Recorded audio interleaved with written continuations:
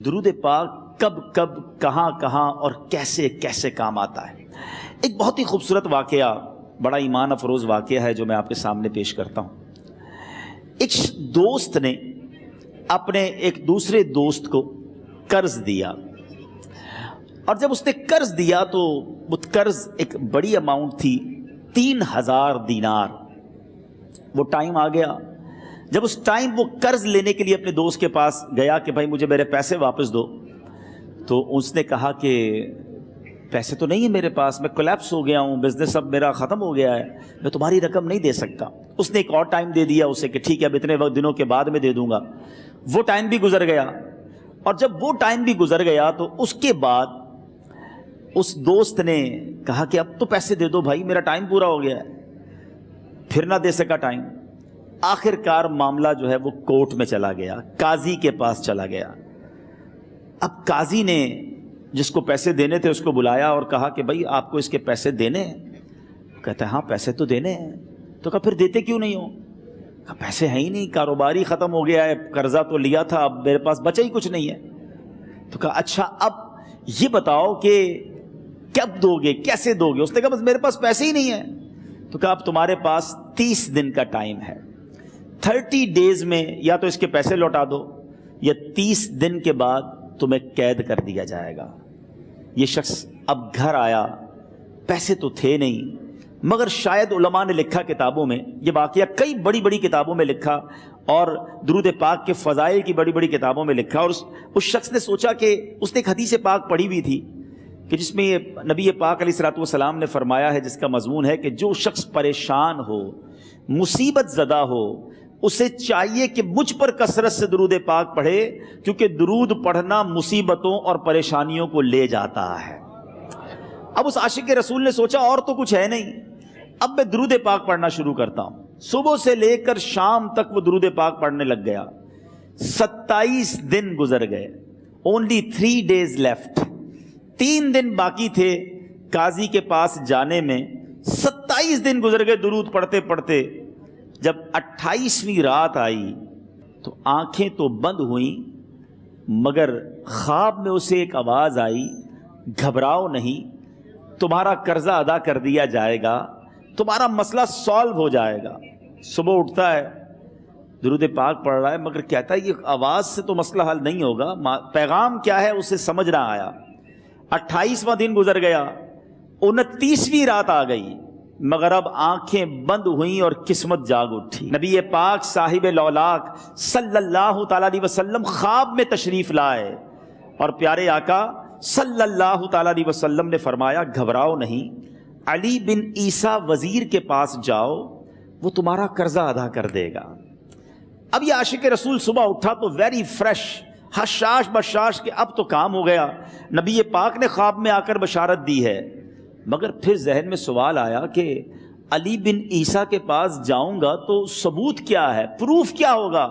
میں جا کر اس کو کہوں گا کہ میرا قرضہ دے دو، تو ایسے تو قرضہ نہیں دے دینا، اور میں نے اس کو کہا کہ مجھے نبی پاک نے خواب میں کہا ہے، اور اس نے اگر مجھ سے کوئی نشانی مانگی تو میں نشانی کیا دوں گا؟ آخری دن تھا، 29واں دن تھا، وہ بھی درود پڑھتے پڑھتے گزر گیا۔ 30th نائٹ آ گئی، صبح وہ دن ہے جب عدالت میں جانا ہے۔ اب اس رات پھر نبی پاک علیہ الصلوۃ والسلام خواب میں تشریف لائے، اور آقا علیہ الصلوۃ والسلام نے فرمایا کہ علی بن عیسیٰ وزیر کے پاس جاؤ، وہ تمہارا قرض ادا کر دے گا۔ کہ حضور چلا تو جاؤں گا، لیکن اگر وزیر نے مجھ سے کوئی نشانی طلب کی تو میں کیا جواب دوں گا؟ پیارے آقا علیہ الصلوۃ والسلام نے کمال کا ارشاد فرمایا کہ علی بن عیسیٰ سے کہنا کہ تم روزانہ فجر کی نماز کے بعد 5000 بار درود پاک پڑھتے ہو، یہ راز فقط تم جانتے ہو اور تمہارا رب جانتا ہے۔ اب یہ جب صبح اٹھا تو ایک نشانی بھی مل چکی تھی۔ عدالت میں جانے سے پہلے وزیر کے دربار میں پہنچ گیا، اسے یہ ڈر تھا کہ آج پیسے نہ لوٹائے تو سزا ہو سکتی ہے۔ جب وزیر کے دربار میں پہنچا تو وزیر اپنے مشیروں کے ساتھ بیٹھا تھا۔ کہا مجھے آپ سے بات کرنی ہے۔ کہا بتاؤ کیا بات کرنی ہے؟ کہا میں ایک پیغام لایا ہوں آپ کے لیے۔ اچھا کس کا پیغام لائے ہو؟ کہا میں نبی پاک جناب محمد مصطفیٰ صلی اللہ تعالیٰ علیہ وسلم کا پیغام لایا ہوں۔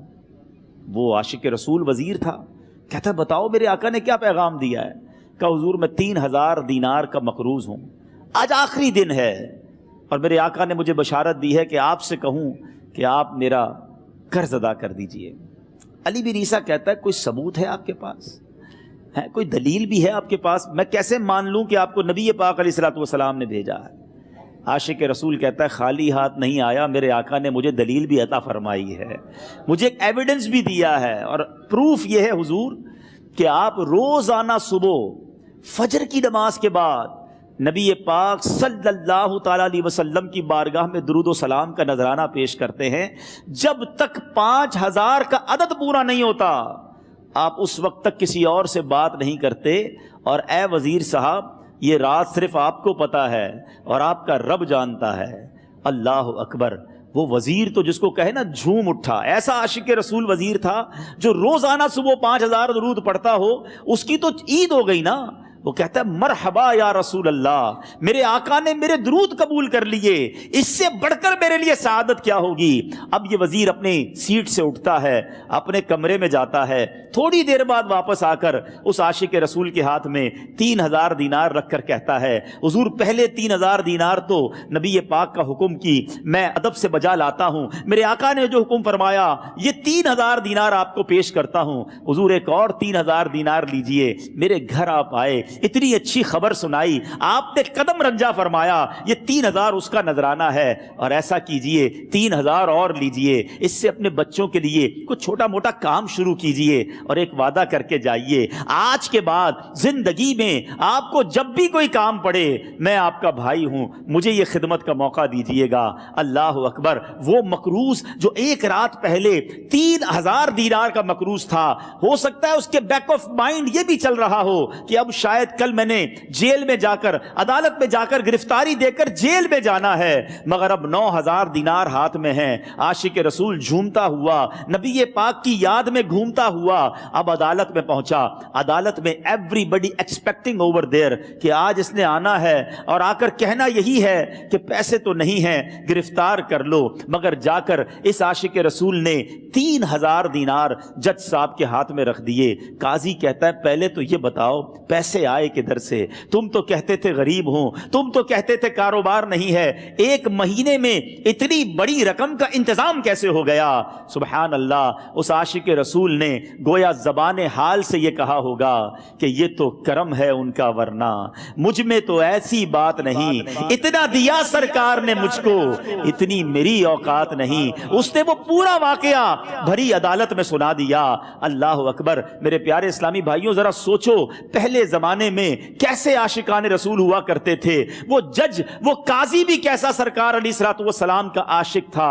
اپنی سیٹ سے اٹھتا ہے، بھرے دربار میں، بھری عدالت میں، وہ اپنے چیمبر میں، اپنے کمرے میں جاتا ہے، اور تھوڑی دیر بعد واپس آ کر اس کے ہاتھ میں بھی 3000 دینار ہیں، اور وہ 3000 دینار جو ہے وہ اس عاشق رسول کے ہاتھ میں رکھتا ہے کہ سارا ثواب علی بن عیسیٰ کیسے لے جائے، میں بھی تو نبی پاک کا غلام ہوں، میں تمہارا قرضہ میں ادا کرتا ہوں۔ اچھا، اب ایک اور عجیب سینیریو یہ بن گیا کہ جس نے کیس کیا تھا، جس نے دعویٰ کیا تھا، وہ بھی یہ سارا منظر دیکھ رہا تھا۔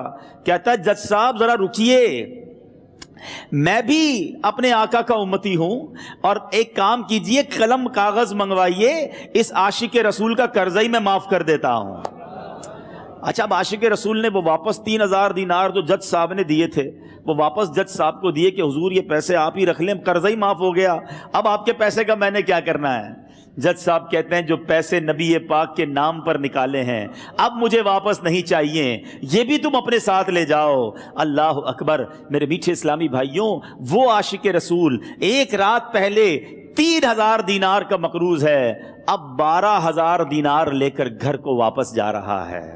اس ایک واقعے کے اندر جو ہم سب کے لیے درس ہے، جو ہم سب کے لیے پیغام ہے، شاعر لکھتے ہیں نا، دکھوں نے تم کو جو گھیرا ہو تو درود پڑھو، दुखों ने तुमको जो घेरा हो तो दुरूद पढ़ो, जो हाजिरी की तमन्ना हो तो दुरूद पढ़ो। आज हम बहुत सारी प्रॉब्लम्स में होते हैं। यहां भी हो सकता है मेरा कोई भाई बीमार बैठा हो, कोई कर्जे में डूब गया हो, किसी का कोई बिजनेस प्रॉब्लम चल रहा हो, कोई फैमिली इशू में डिस्टर्ब हो। आप किसी भी प्रॉब्लम में हैं, खुदा की कसम दुरूद पाक ऐसा वजीफा है। लोग बहुत सारे वज़ाइफ पूछते रहते हैं, बहुत सारे जनाब वज़ाइफ के बारे में मालूमात करते रहते हैं। सच्ची बात यह है, हर दर्द की दवा है सल्ले अला मुहम्मद। हर दर्द की दवा है सल्ले अला मुहम्मद। तावीज़ हर बला है सल्ले अला मुहम्मद। तो खुदारा अपनी ज़िंदगी में दुरूद पाक को शामिल कर लीजिए और आप बिलीव करें, जब आपने कसरत से दुरूद पाक पढ़ने शुरू कर दिए, आप अपनी आंखों से देखेंगे आपके प्रॉब्लम दूर हो रहे हैं, आपकी सेहत अच्छी हो रही है, आपके कर्जे उतरने शुरू हो गए हैं, रोजगार में आपके बरकत होना शुरू हो जाएगी, आपके चेहरे पे नूर आना शुरू हो जाएगा, आपकी जबान में असर आना शुरू हो जाएगा। सल्लू अलल हबीब सल्लल्लाहु तआला अला मुहम्मद। मुझे अपनी और सारी दुनिया के लोगों की इस्लाह की कोशिश करनी है इंशाअल्लाह।